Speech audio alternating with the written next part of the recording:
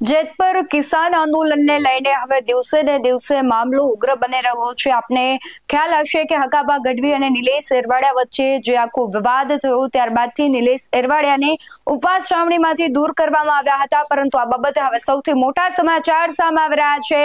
નિલેશ એરવાડિયાએ મોટી જાહેરાત કરી છે, એક નવી સેના બનાવી છે અને આ સેના આવતી 18 તારીખે અને શનિવારે ખૂબ મોટી મહાપંચાયત કરવા જઈ રહ્યા છે, તેના વિશે જ વાત કરવી છે। નમસ્કાર, ગુજરાત BS9 ટીવી ન્યૂઝમાં આપની સાથે હું છું ભગવતી વિશાવડિયા। છેલ્લા કેટલાય સમયથી ગુજરાતના ખેડૂતો છે વીજ લાઇનના વિરોધમાં આંદોલન કરી રહ્યા છે। મોરબીના જેતપુર ખાતે ઉપવાસ આંદોલન ચાલી રહ્યું હતું, તે દરમિયાન આંદોલનકારી નિલેશ એરવાડિયા અને હકાબા ગઢવીનો એક ઓડિયો વાયરલ થયો હતો। ત્યારબાદ ઉપવાસ છાવણીમાંથી નિલેશ એરવાડિયાને દૂર કરવામાં આવ્યા હતા, પારણા થયા, પરંતુ હવે સૌથી મોટા સમાચાર એ સામે આવ્યા છે કે નિલેશ એરવાડિયાએ પોતાની એક અલગ ટીમ બનાવી છે અને આ ટીમ જે સાથે મળી અને કાર્ય કરશે, આંદોલન કરશે અને તીવ્રમાં તીવ્ર આંદોલન કરશે, સાથે 54 જેટલી માંગણીઓને લઈને સરકાર સામે મોરચો માંડશે અને તેમણે મહાપંચાયતની જાહેરાત કરી છે। શું કહી રહ્યા છે નિલેશ એરવાડિયા, તેના પર નજર કરીએ। આવતી 18 તારીખે શનિવારે મોરબી જિલ્લાના તમામ જ્ઞાતિ જાતિ ધર્મ સંપ્રદાયના ખેડૂતોની કિસાન પંચાયત શનિવારે બોલાવી રહ્યા છીએ। એ સંદર્ભમાં આજની પ્રેસનો વાર્તાલાપ છે।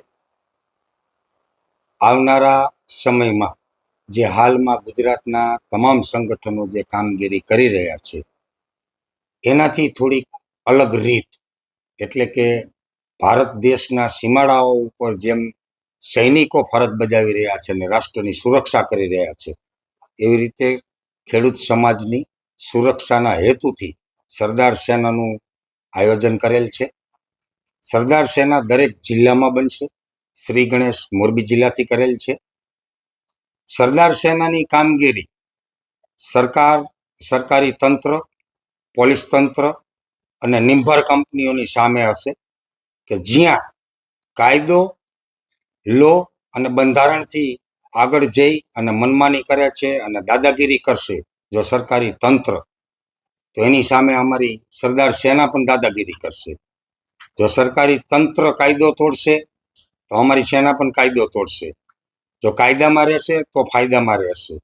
નવા અભિગમ સાથે, નવી ઉત્તેજના સાથે અને નવા લલકાર સાથે નવી સેના ઉતરી રહી છે। આ સેનામાં કોણ કોણ જોડાયેલા છે? મુખ્યમંત્રી આ સેનામાં 18 વર્ણ, 18 જ્ઞાતિ જાતિ ધર્મ સંપ્રદાયના લોકો આની ટીમ આખી ઉતરશે અને શનિવારે આપને સ્ટેજ ઉપર જોવા મળશે। બનાવનું કારણ તમને સ્ટેજ ઉપરથી નીચે ઉતાર્યા એ જ છે કે શું? એ તો આક્ષેપ અને પ્રતિ આક્ષેપ કોઈ પણ આંદોલનોની અંદર થતા હોય છે, તો મારા ઉપર પણ આક્ષેપ થયા છે। મેં કોઈના 100 રૂપિયા તો લીધેલા નથી અને જો મારા ઉપર જેને આક્ષેપ કર્યા છે 25 કરોડના, તો આપ એને જઈને પૂછી શકો છો કે 25 કરોડનું સેટિંગ કયા નેતા સાથે અને ભારતીય જનતા પાર્ટીના કયા આગેવાન સાથે કર્યું હતું, એને તમારે પૂછવું જોઈએ કે આ 25 કરોડ ક્યાંથી લેવાના હતા? કમલમમાંથી લેવાના હતા, ગાંધીનગરથી લેવાના હતા, કૃષિ મંત્રી પાસે લેવાના હતા, ઉર્જા મંત્રી પાસે લેવાના હતા, હોમ મિનિસ્ટર પાસે કે મુખ્યમંત્રી પાસે? એ તો સવાલ એ જ જવાબ આપી શકે ને, કારણ કે મેં સેટિંગ નહોતું કર્યું। 25 કરોડનું મારા ઉપર જેને આક્ષેપ કર્યો છે એને સેટિંગ કર્યું હતું। તમને જાણ તો કરી છે કે આના સાથે મારી પાસે તો 50 કરોડની, 10 કરોડની, 20 કરોડની કેટલી ઓફરો આવી છે, લાલચો આવી છે।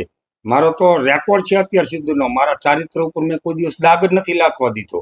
મારા માટે કોઈ આ પહેલું આંદોલન તો છે નહીં। હું ખુમારીના ખાનદાનીના પરિવારમાંથી આવું છું, મારો ઇતિહાસ છે અને હું કોઈના બાપથી ડરતો નથી, વેચાતો નથી, ઝૂકતો નથી। એટલે મને ક્યાંક ને ક્યાંક ભારતીય જનતા પાર્ટીના ફોલ્ડરિયાઓ દ્વારા ડેમેજ કરવામાં આવ્યો છે, પણ હું ડેમેજ થવું એમ છું જ નહીં, કારણ કે હું કોઈના કંટ્રોલમાં રહું એમ નથી। હું આઝાદીની વિચારધારા લઈને જન્મેલો છું અને આઝાદીની લડત માટે, ખેડૂતોને આઝાદ કરવા માટે હર હંમેશને માટે છેલ્લા શ્વાસ સુધી લડવાનો છું। માંગ શું હશે તમારી? અમારી માગણીઓ એક જ હશે, ભારતના સંવિધાન મુજબ, કોન્સ્ટિટ્યુશન મુજબ, જેમ રાજસ્થાનની અંદર આપ્યું છે, અન્ય રાજ્યોની અંદર આપેલું છે, એ મુજબની અમારી માગણીઓ છે। અને અન્ય માગણીઓ વધારાની બીજી પણ છે કે ભાઈ રેન્ટ એગ્રીમેન્ટ કરવામાં આવે, બીજા ઘણા બધા ઇસ્યુ છે જે ટેબલ ટોક ઉપર ચર્ચા કરી શકાય। આપણી વાર્તાલાપમાં લાંબુ થશે એટલે શોર્ટમાં બતાવું છું કે 56 માગણીઓ છે ખેડૂત સમાજની, ઝીણી મોટી આવેલી, જે માહિતી સંગ્રહ કરેલી છે એ 56 માગણીઓ છે, જે ટેબલ ટોક ઉપર જ્યારે સરકાર સાથે બેસશું ત્યારે વાર્તાલાપમાં કહેશું. અને અમારી જમીન છે, અમારી જાયદાદ છે, અમારી માલિકીની વિરાસત છે, એમાં જો સરકાર નિર્ણય લેશે અને સરકાર અહીંયાથી પરિપત્રો ડિક્લેર કરશે, એવા પરિપત્રોને અમે નકારશું અને અમારી પસંદગીની અને અમારી જરૂરિયાત મુજબની માગણીઓ સરકાર સ્વીકારશે તો એની સાથે બેસશું. તમે તમારું વર્ચસ્વ જમાવવા માટે આ અલગ આખી સરદાર સેના કરી છે ઉતારે? વર્ચસ્વ તો છે જ. સરદારનું નામ છે, શ્રી સરદાર સેના બનાવું છું. સરદાર 562 રજવાડાનું એકત્રીકરણ કરેલું હતું ને આ રાષ્ટ્રને સ્વરાજ કરેલું છે. અને એ ખેડૂતોનો મસીહા હતો, કોઈ એક જ્ઞાતિ જાતિ કે ધર્મ સંપ્રદાયના ન હતા. તો 18 વર્ણનું ખેડૂતોનું એને સારું ભલું ઈચ્છેલું હતું.